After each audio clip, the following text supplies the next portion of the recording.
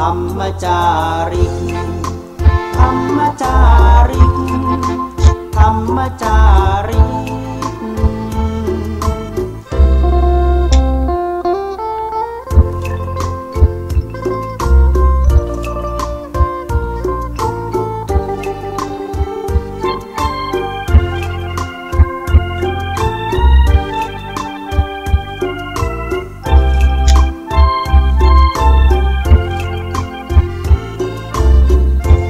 พัฒนาการอยู่การกิน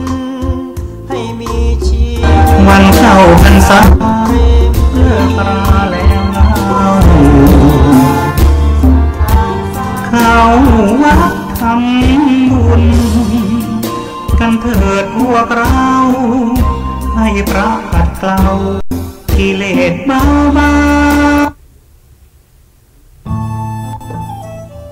ท่านกำลังติดตามรับฟังสถานีวิทยุกระจายเสียงพระพุทธศาสนาแห่งชาติและสังคมคลื่นเพื่อการศึกษาพระพุทธศาสนาและวัฒนธรรมระบบ FM 104.5 เมกะเฮิรตซ์รายการต่อไปเป็นรายการเสียงธรรมจากวัดศรีโสดา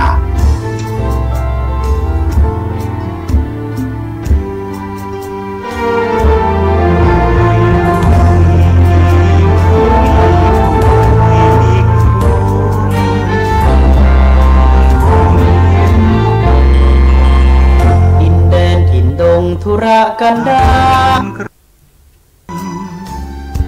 ทุกชีวิตถูกลิขิตตามกฎแห่งกรรมกฎหมายเพียงให้หลับจำแต่กฎแห่งกรรมติดตามจนตายการกินให้มีชีวิตสุขสันต์เปรมปรีพบแสงสว่างส่องทางสร้างความดีให้มีความสุขความทุกข์หายไปธรรมจาริกธรรมจาริกธรรมจาริก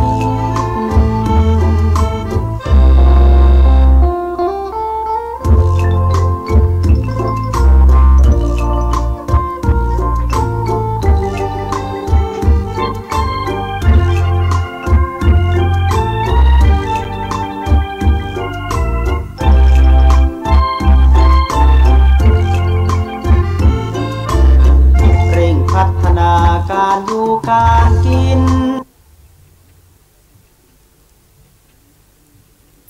พุทธศักราช 2561 วันนี้ก็ได้มาปะพบกับบรรดา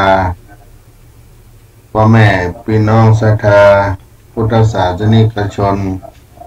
ต่างหลายอาตมาภาพท่านพระครูปัญญาสังฆการหรือท่านพระครูพรหมินทร์ผู้ช่วยเจ้าอาวาสวัดศรีโสดาพระอารามหลวงได้มาดำเนินรายการเสียงธรรมวัดศรีโสดาพระที่อำเภอหมู่บ้านรอบนอกก็คงจะเป็นบรรยากาศสดชื่นแจ่มใสเพราะมีต้นมีนามีป่ามีสวนมีไร่มีดอยอยู่ใกล้หมู่บ้านเป็นอากาศที่บริสุทธิ์ในบรรดาพ่อแม่ศรัทธาทั้งหลายที่อยู่ในหัวในเวียงบางท่านก็ได้เปิดวิทยุรับฟังบางท่านก็อาจจะขับรถยานพาหนะเดินทางไปธุระภารกิจยามเจ้าก็ได้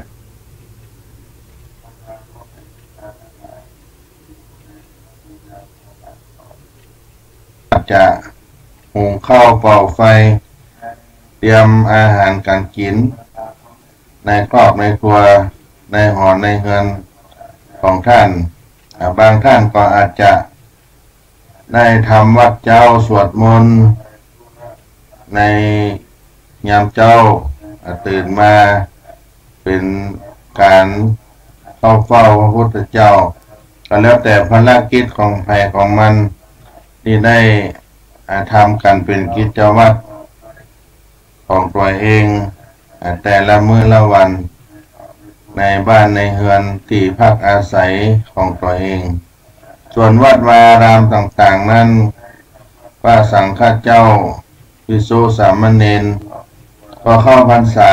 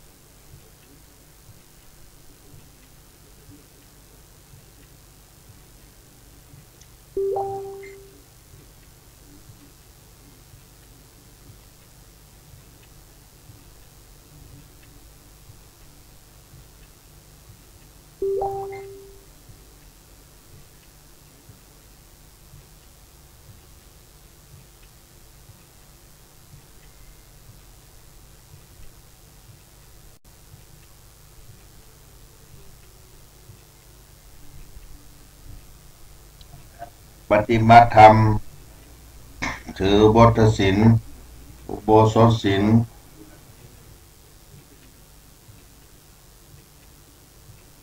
เป็นวันศีลวันโกนก็ได้แล้วแต่ว่าความสะดวกของศรัทธาญาติโยม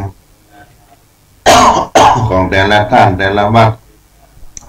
ก็มีการทำวัดเจ้าทำวัดเย็นสวดกรรมฐานฟังเทศน์ฟังธรรมก็เป็นกิจวัตรของประเพณีนอนวัดจำศีลของพี่น้องชาวพุทธเราโดยเฉพาะล้านนาไทยของเรานี่ส่วนมากก็ยังมีประเพณี ในการนอนวัดนอนวาอยู่มาถึงปัจจุบันนี้อย่างวัดศรีโสดาพระอารามหลวงนี้ก็มีการตักบาตรใส่บาตรแบบโบราณที่ได้ทำสืบทอดกันมาตั้งแต่สมัยเมื่อครูบาเจ้าศรีวิจัยได้สถาปนาสร้างวัดวาอารามในช่วงเข้าพรรษาถึงเดือนยี่เปงนั่นก็มีการใส่บาตรตอนเจ้าได้ฟังเทศน์ฟังธรรมตอนบ่ายสืบกันมาจนถึงทุกวันนี้ก็เป็นการอยู่วัดอยู่วาปฏิบัติธรรมของสมณะศรัทธาของอุบาสกอุบาสิกาเพื่อสั่งสมบุญบารมีของตัวเองเข้าสู่ธรรมะหวังไปในอนาคตด้วยบุญกุศลนั้นแรงกล้าก็เข้าสู่สวรรค์นิพพานที่อันเป็นที่สุดของคำสอนในทางพระพุทธศาสนาขององค์สมเด็จพระสัมมาสัมพุทธเจ้าญาติโยมพ่อแม่ศรัทธาทั้งหลายวันนี้เป็นวันที่13แต่ว่าเป็นวันที่12สิงหาคมทุกท่านทุกคนก็คงจะทราบตามข่าวสารต่างๆทางวิทยุทางอินเทอร์เน็ตทางเฟซบุ๊กทางไลน์ที่ท่านสามารถเล่นได้ทราบได้ก็เป็นวันสำคัญแห่งชาติที่เปิ้นได้ตั้งเป็นวันแม่แห่งชาติโดยถือเอาวันที่12สิงหาคมของทุกปีที่เป็น วันพระราชสมภพของสมเด็จพระนางเจ้าพระบรมราชินีนาถในรัชกาลที่9สมเด็จพระนางเจ้าสิริกิติ์บรมราชินีของประเทศไทยของเราก็มีกิจกรรมตลอดวันแต่ว่าให้ความสำคัญต่างๆที่ให้กับผู้ที่มีพระคุณคือคุณแม่ของตัวเองและก็แม่ของแผ่นดินผู้มีบุญคุณทั้งแม่ต่างสายเลือดต่างสายญาติธรรมก็ได้ลำลึกนึกถึงให้ท่านได้มีความสุขแสดงความกตัญญูกตเวทิตาธรรมเกิดขึ้นในวันที่สำคัญก็คือวันแม่แห่งชาติแต่วันนี้ผ่านมาก็เป็นวันที่เราได้ร่วมกินร่วมทานสร้างคุณงามความดีก็คือวันแม่ของพวกเราท่านทั้งหลายที่ได้จัดงานขึ้นมา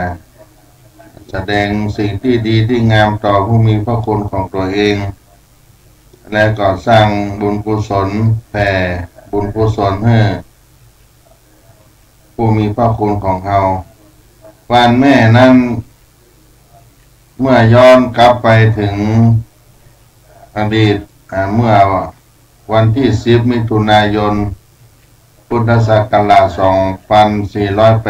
2486 ที่กระทรวงสาธารณสุขได้มีการจัดงานวันแม่ขึ้นครั้งแรกแต่ช่วงนั้นเกิดสงครามโลกครั้งที่2งานวันแม่ในปีต่อมาก็ได้งดไปเมื่อสงครามได้สงบลงหลายหน่วยงานได้พยายามให้จัดวันแม่ขึ้นมาแถมแต่ก็มาได้ประสบผลสำเร็จเท่าใดเท่าที่ควรและมีการเปลี่ยนกำหนดวันแม่ไปหลายครั้งต่อมาวันแม่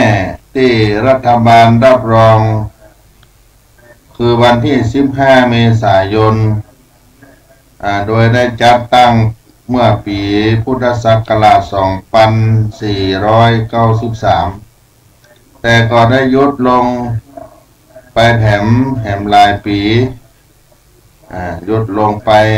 แล้วก็หลายปีต่อมาเนื่องจากได้ส่งผลสภาวัฒนธรรมซึ่งวันแม่ขาดผู้สนับสนุนที่กระทรวงวัฒนธรรมได้ถูกยุบไปต่อมาสมาคมผู้คาทอลิกแห่งประเทศไทยได้จัดงานวันแม่ขึ้นแถมครั้งหนึ่ง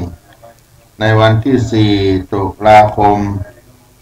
พุทธศักราช 2515 แต่จัดครั้งนั้นได้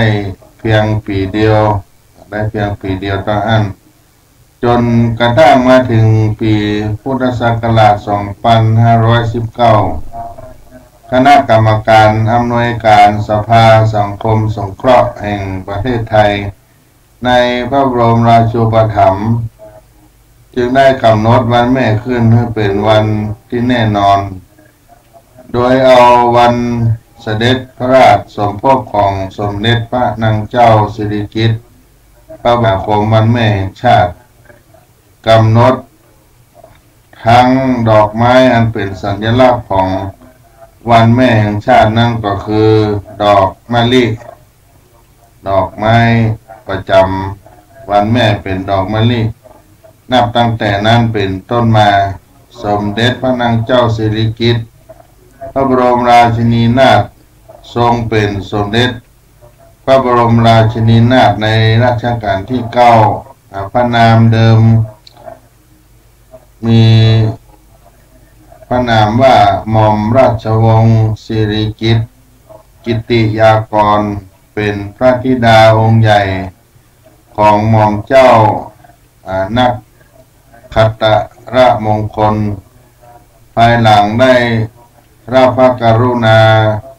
โปรดเกล้าสถาปนาขึ้นเป็นพลเอกพระวรวงศ์เธอกรมหมื่นจันทบุรีสุรนาถ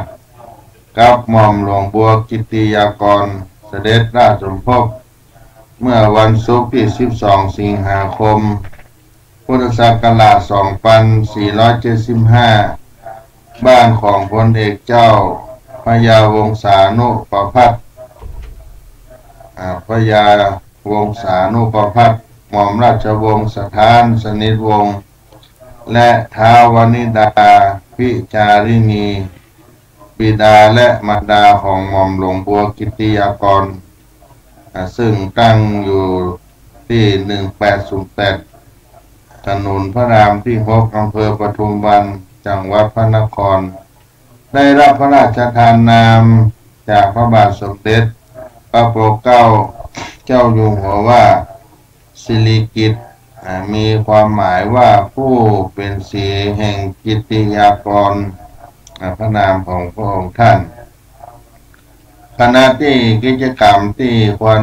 ปฏิบัติในวันแม่แห่งชาติในแต่ละปีข้าราชการพ่อค้าประชาชนหน่วยงานภาครัฐเอกชนทั่วประเทศร่วมจุดเทียนชัยถวายพระพรแด่สมเด็จพระนางเจ้าสิริกิติ์พระบรมราชินีนาถในรัชกาลที่ 9การประดับไฟเฉลิมพระเกียรติประดับธงชาติตามอาคารบ้านเรือนการจัดกิจกรรมต่างๆเกี่ยวกับวันแม่เช่นการจัดนิทรรศการการแสดง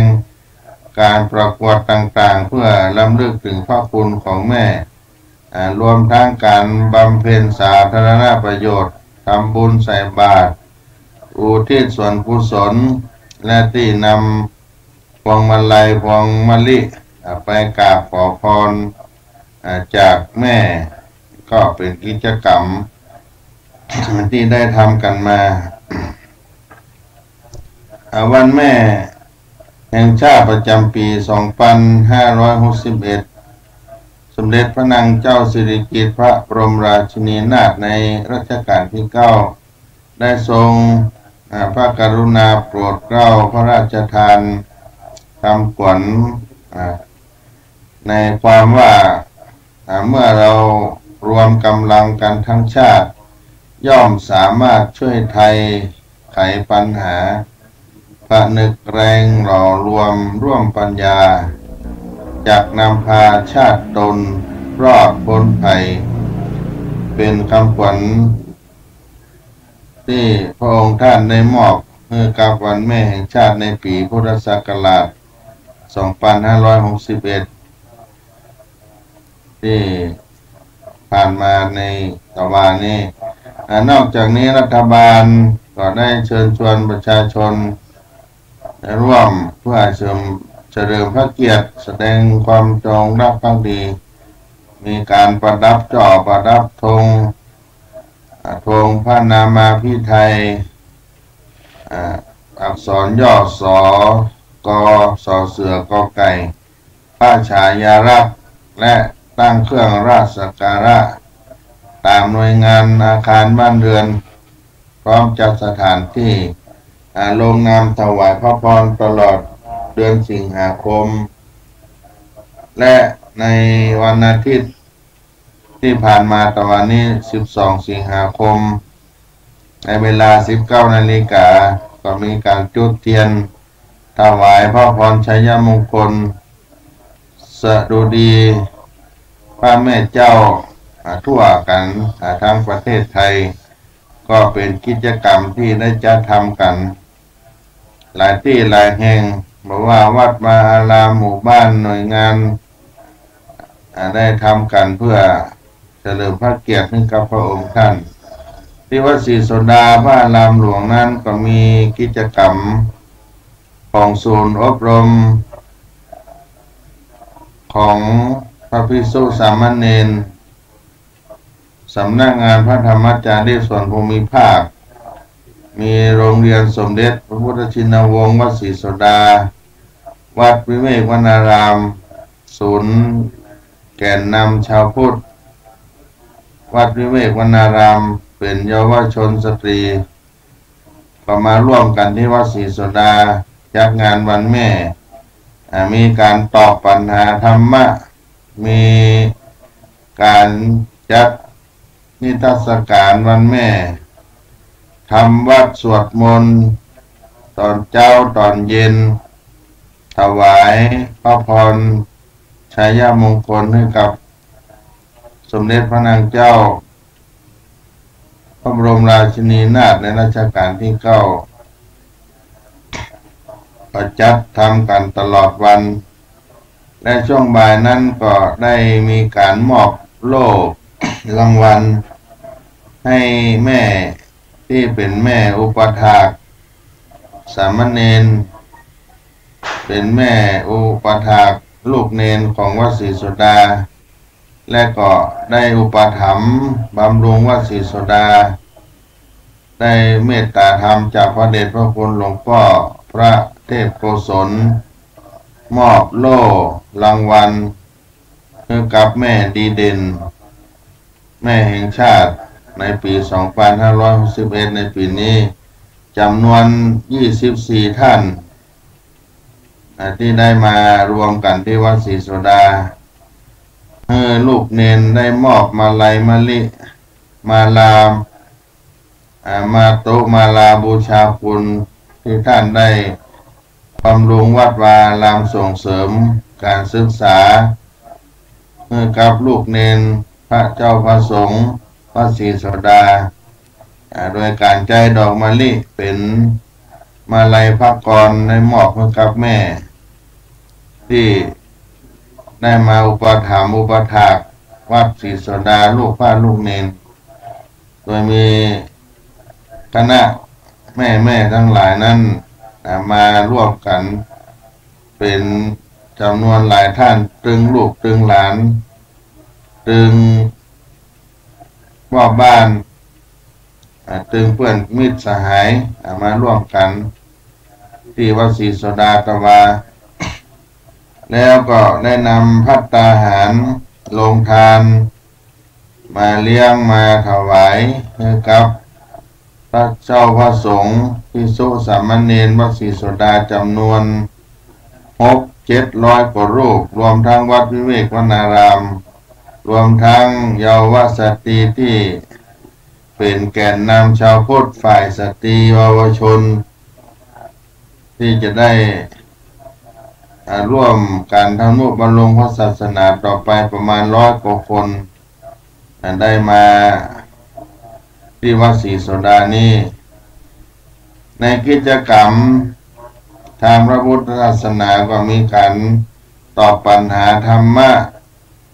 ในพระพุทธศาสนาและการแต่งกลอนวันแม่แห่งชาติการเรียงความพระคุณแม่หลายๆรางวัลที่ได้จัดได้ทำก็มีพระภิกษุสามเณรนักเรียนแกนนำเยาวชนสตรีมีความสามารถหลายคนได้รับรางวัลการคัดเลือกแต่ละระดับแต่ละหมวดเป็นที่1ที่2ที่3แล้วก็มีรางวัลชมเชยให้กับกำลังใจให้พุทธนอกจากนั้นคุณแม่ดีเด่นแห่งชาติประจำปี2561วัดศรีโสดาคุณแม่สุรางค์เศรษฐกุลท่านก็ได้นำเงินมา200,000 บาทได้มามอบเป็นทุนให้กับพระภิกษุสามเณรเยาวสตรีทุนละ1,000 บาททุนละ500ได้มอบไปแต่ว่าแรกก็แม่จินตนาเรืองวงอีก 15,000 บาทอันนี้เอาถวายให้กับพระภิกษุสามเณรที่เรียนหนังสือดีปฏิบัติมารยาทในการเป็นสมณะพระสงฆ์สามเณรที่งดงามเป็นสม่ำเสมอนี่ก็มอบเป็นทุนเล่าเรียนการศึกษาเป็นของขวัญวันแม่ให้กับลูกพระลูกเนน ตะวันนี้โดยเมตตาธรรมของหลวงพ่อพระเทพโกศลก็ได้มอบรางวัลทั้งเป็นเงินทั้งเป็นของขวัญต่างๆให้กับลูกป้าลูกเนนแก่นนำชาวพุทธและที่สำคัญโครงการพระธรรมจาริกได้เชิญคุณแม่ทุกท่านได้มาร่วมกิจกรรมและก็มาแสดงความจงรักภักดีถวายต่อสมเด็จพระนางเจ้าพระบรมราชินีนาถได้ถวายราชสดุดีและสรรเสริญพระบารมีแห่งพระองค์ท่านที่ศาลาเบญจสัตยายุศรีวิชัยนุสรณ์พร้อมกับแก่นนำญาติโยมศรัทธามาร่วมกันร่วม700 ลูกคนตะวันที่ผ่านมานี่ก็เป็นการจัดกิจกรรมของวัดศรีสนดาพระอารามหลวงสำนักงานพระธรรมจาริกส่วนภูมิภาคที่เป็นหน่วยงานเกี่ยวข้องก็มาร่วมกันและก็เป็นโรงเรียนเครือข่ายวัดวิเวกวนารามอำเภอสันทรายศูนย์แก่นนำชาวพุทธสตรีเยาวชนที่อยู่ในโครงการพระธรรมจาริกวัดวิเวกวนารามมาร่วมกันตะวันนี้และที่คุณแม่ทั้งหลายได้นำครอบครัวเอาคุณพ่อเอาลูกๆมาร่วมงานได้มาณสุดของเยาวสตรีแก่นนำชาวพุทธซึ่งพระเดชพระคุณหลวงพ่อพระเทพโกศลได้เมตตาลูกหลานแก่นนำชาวพุทธเยาวชนสตรีชาวเขาได้มาสวดถวายพระพรให้กับสมเด็จพระนางเจ้าพระบรมราชินีนาถ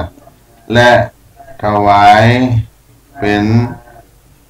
พระราชกุศลถวายพระพรแก่พระองค์ท่านพร้อมกันนั้นก็สวดเป็นวาระมงคลเพื่อกับคุณแม่ดีเด่นวัดศรีโสดาวันแม่แห่งชาติในปีนี้โดยเฉพาะเป็นแก่นนำสตรีมีความสามารถท่องสวดบทพระธรรมจักรปวัตนสูตรที่เป็นธรรมเทศนาการแรกที่สมเด็จพระสัมมาสัมพุทธเจ้าพระองค์ท่านได้แสดงครั้งแรกในพระพุทธที่สารนาถพาราณสีประเทศอินเดียนี่ก็สามารถสวดได้คล่องแคล่วและบัดติดคัดเป็นขึ้นและลักนลอกฟังสนอเพราะหูก็เป็นความสามารถของแก่นนำเยาวสตรีชาวพุทธชาวเขาเนี่ยมาแสดงจงรักภักดีแล้วก็หันความสามารถของตนแก่บรรดาแม่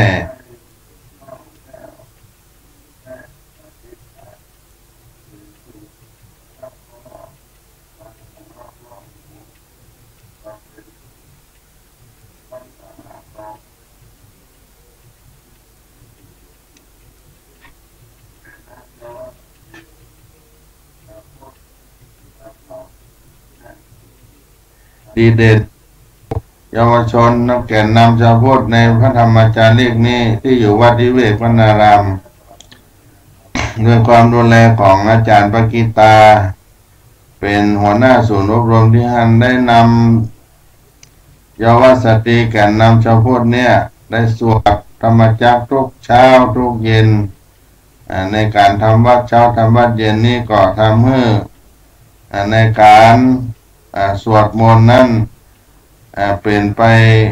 โดยความคล่องแคล่วทุกรุ่นทุกสมัยของลูกหลานเยาวสตรีที่อยู่ในโครงการพระธรรมจาริกนี้ก็มีความสามารถกันตลอดมาและพร้อมกันนั้นก็ได้ปฏิบัติธรรมตลอดทุกเดือนอย่างน้อยก็ 7 วันเป็นต้นที่ได้นำเอานุ่งขาวห่มขาวถือว่าปฏิบัติธรรมเพื่อเสริมสติปัญญาของตัวเองในศูนย์แก่นนำชาวพุทธนี้คุณแม่ตั้งหลายมาหันก็เกิดความอิ่มอกอิ่มใจหันความสามารถของลูกหลานบางท่านก็ประวารณาว่าปีหน้าจะนำทุนปัจจัยสตางค์มามอบมาปั่นให้แห่งครั้งหนึ่งในโอกาสวันแม่ก็เป็นที่น่าอนุโมทนาไว้ล่วงหน้าสำหรับพระสงฆ์สามเณรทุกท่านก็จะได้ร่วมกันส่งเสริมในการศึกษาทั้งโลกทั้งธรรมที่ได้ร่ำเรียนตามโรงเรียนที่มีวัดศรีโสดาวัดวิเวกวนารามนี่ก็จะได้มีความสนับสนุนการสืบไปนี่ก็เป็นกิจกรรมในการจัดงานวันแม่ที่วัดศรีโสดาพระอารามหลวงได้ผ่านพ้นไปตะวาโดยความเรียบร้อยในเมตตาปารมีธรรมของหลวงพ่อพระเทพโกศลเจ้าวาดวัดศรีโสดาพระอารามหลวงที่นี่ที่ได้มีเมตตาต่อพี่น้องคุณแม่ดีเด่นและก็ลูกหลานพระสงฆ์สามเณรแก่นนำชาวพุทธได้ผ่านพ้นไปในวันแม่แห่งชาติท่านสาธุชนท่านเจ้าภาพที่ได้มาร่วมบุญกุศลกันตั้งแต่ต้นจนถึงปัจจุบันนี้ก็ไป 80% แล้วยังอยู่แห่งส่วนหนึ่งที่จะให้การจัดการทำนี้ได้สำเร็จเสร็จสิ้นไปถ้าเป็นงบประมาณเป็นเงินก็อยู่ในประมาณ 400,000 บาทที่ได้คิดกันแต่ว่านี่ท่านใดจะมาร่วมอนุโมทนาเสริมสร้างบุญบารมีปูจาหอพระธรรมหอธรรมหอพระไตรปิฎกของวัดศรีโสดาถวายเป็นพุทธบูชาธรรมบูชาสังฆบูชาและครูบาเจ้าศรีวิจัยอันเป็นปฐมเจ้าวาดวัดศรีโสดาเป็นบุญเป็นกุศลกับตัวเองและก็เป็นการสร้างบารมีที่ได้เกิดปัญญาในทางพระพุทธศาสนาได้ตามกัมปีธรรมตามแหล่งเรียนรู้ต่างๆก็คือธรรมะของพระพุทธเจ้านี้มาร่วมอนุโมทนากินตามกันได้ที่วัดศรีโสดาพระอารามหลวงเมื่อศรัทธาญาติโยมทุกท่านที่ได้รับฟังทางสถานีวิทยุระบบ FM 104.50 เมกะเฮิรตซ์ในเจ้าวันนี้รายการเสียงธรรมวัดศรีโสดาพระอารามหลวงได้รับฟังธรรมะในเจ้าวันนี้ก็ขออนุโมทนาไว้ในล่วงหน้าในวันนี้ตัวก็ขอทุกท่านทุกคนที่ได้ร่วมกินร่วมทานได้อยู่เย็นเป็นสุขได้สร้างบุญบารมีร่วมกับวัดศรีโสดาในวันนี้มีความปรารถนาสิ่งใดอันเป็นไปโดยชอบประกอบในธรรมแห่งพระพุทธเจ้าขอความสมปรารถนาทุกท่าน